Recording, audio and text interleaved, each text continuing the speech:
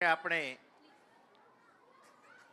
જેના માટે ભેગા થયા છીએ તેવા ભૂલકાઓ, તેમના માતા પિતા તેમજ શિક્ષકગણ, મેનેજમેન્ટગણ, આપ સૌને મારા અભિનંદન. ખાસ આપ સૌએ એક અલગ જે આપણું એન્કરિંગ બાળકોએ કર્યું છે, ટોટલી ઇંગ્લિશમાં એન્કરિંગ કર્યું છે. સંસ્થા હંમેશા જાગૃત છે. આપણે ઘણી વખત કહીએ છીએ ને, ઈંટોથી મકાન બને, ઘર નહીં. ઘર તો અંદર રહેલા માણસોથી બને. એવી જ રીતે સ્કૂલોના બિલ્ડિંગ મોટા બની જાય, પણ સ્કૂલ એને કહેવાય, શાળા એને કહેવાય જેની અંદર સંચાલકથી શિક્ષક સુધીનું એનો જો એક જ તાર હોય અને એક હતું શાંતિથી બધા હળીમળીને કામ કરતા હોય, ત્યાં શાળા કહેવાય. બાળકને ત્યાં ખીલવાનું અને એનામાં રહેલી શક્તિઓને બહાર કાઢવાની છે. શિસ્તના નામે આપણે એ બાળકને દબાવી દઈએ છીએ, લેસનના નામે એને ઘણી વખત દબાવી દઈએ છીએ. જ્યારે આપણે વીઆઈપીમાં હંમેશા તમે જાણો જ છો, ક્યારે આપણે આઈએમપી નથી આપી કે ક્યારેય કોઈ વસ્તુ કરી નથી. ડાયરેક્ટ પેપર અભ્યાસક્રમમાંથી જ લેવામાં આવે છે અને એમાં રહેલી શક્તિઓ કેવી રીતે બહાર કાઢવી એના માટે તત્પર રહેવામાં આવે છે. એ જ રીતે બીજો આપણે પ્રયોગ કર્યો કે ભાઈ વર્લ્ડ લેવલે હવે જે કોઈ ભાષા છે એક જ છે, અંગ્રેજી. આજે સતત મારે અમેરિકા અને બીજા દેશોમાં જવાનું થતું હોય છે, એટલે મને પણ ઘણી વખતે અંગ્રેજીમાં ક્યાંક વાત કરવાની કોઈ શબ્દની ખ્યાલ ના આવે તો માથાકૂટો થતી હોય છે. એના લીધે આપણે વિચારીએ કે ભાઈ આપણા બાળકો તો પહેલેથી જ અંગ્રેજીમાં તૈયાર થયા છે. અમે તો 8માંથી થયા હતા. 8મામાં ઇંગ્લિશ આવ્યું, ત્યાં 12મા સુધીમાં તો પૂરું થઈ ગયું. પછી તો પાછા બધા અભ્યાસક્રમો જે હોય પ્રોફેશનલ બેઝ ઉપર હોય, એટલે લેંગ્વેજ ઉપર પકડ ના આવે. પણ આપણા બાળકોને લેંગ્વેજ ઉપર પકડ આવે અને જે માધ્યમ છે, જે માધ્યમ અંગ્રેજી છે, કોઈ પણ દેશ સાથે તમારે વ્યવહાર કરવો હોય, વેપાર કરવો હોય, વાતચીત કરવી હોય, કંઈ પણ કરવું હોય તો એનું માધ્યમ છે. એટલે એ માધ્યમમાં આપણું બાળક કાચું ના રહે. ભલે ગુજરાતીમાં છે પણ કાચું ના રહે, ખૂબ ધ્યાન આપ્યું છે અમે. જે રીતે મારા બાળકો છે આજે અમેરિકા, એ પોતે ગુજરાતી શાળામાં જ ભણ્યા છે, છતાં પણ આજે ત્યાંના બોર્ન જે છે એના કરતાં પણ સારું ઇંગ્લિશ બોલી શકે છે. એનું કારણ એક જ હતું, ઘરથી અમે એને ઘરેથી જ તૈયાર કરેલા હતા કે ભાઈ આપણે સતત વાંચન કરવું, લેખન કરવું અને વિડીયો સાંભળવો. એ રીતે એમની તૈયારી થયેલી અને આજે એ લોકો ત્યાં સારી રીતે સેટલ થયા છે. આપણા બાળકો પણ ભવિષ્યમાં કોઈ પણ હોદ્દા પર હોઈ શકે. હવે આ સમય એટલો ઝડપી બદલાય છે, કયું બાળક ક્યાં ક્યારે હશે કોઈને પણ ખબર ના હોય. પણ જ્યારે એને ઇંગ્લિશ જો થોડું ઘણું વીક હોય અથવા એમાં જો એ કોમ્યુનિકેશન ન કરી શકે ત્યારે થોડું ફિલિંગ થાય.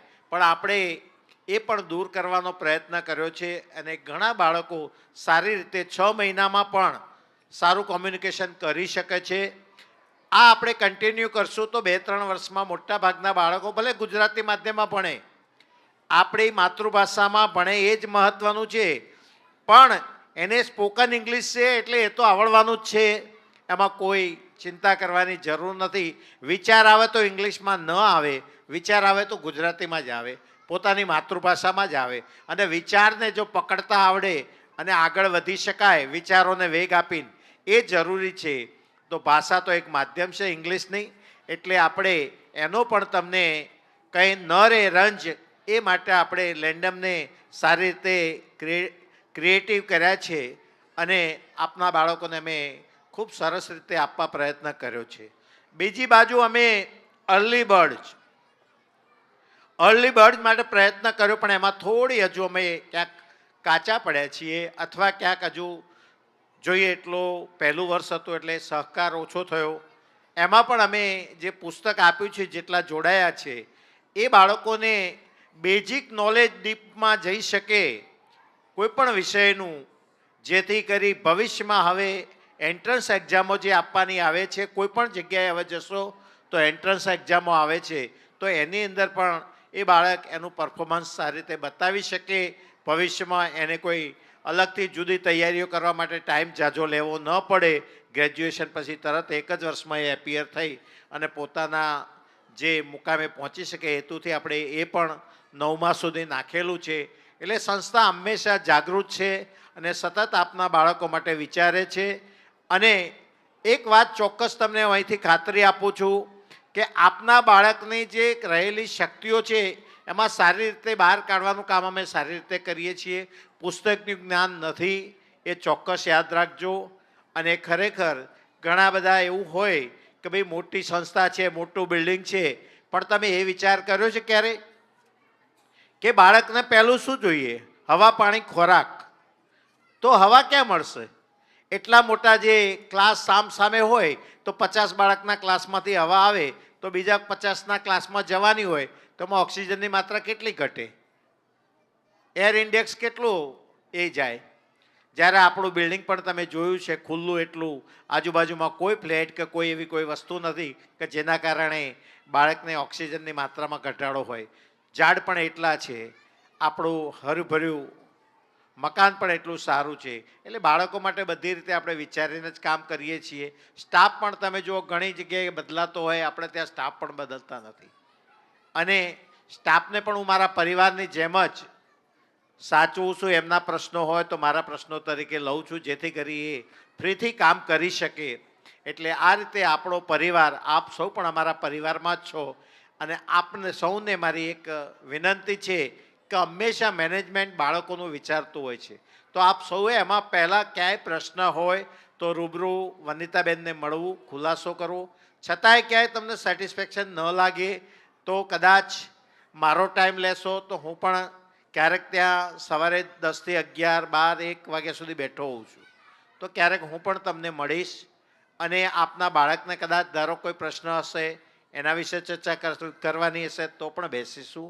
એટલે હું તમને ખાતરી આપું છું કે તમારા બાળક સારી જગ્યાએ છે, સારી સ્કૂલમાં છે અને પ્રગતિના પંથે છે એવી હું ખાતરી આપું છું. જય હિન્દ, જય ભારત.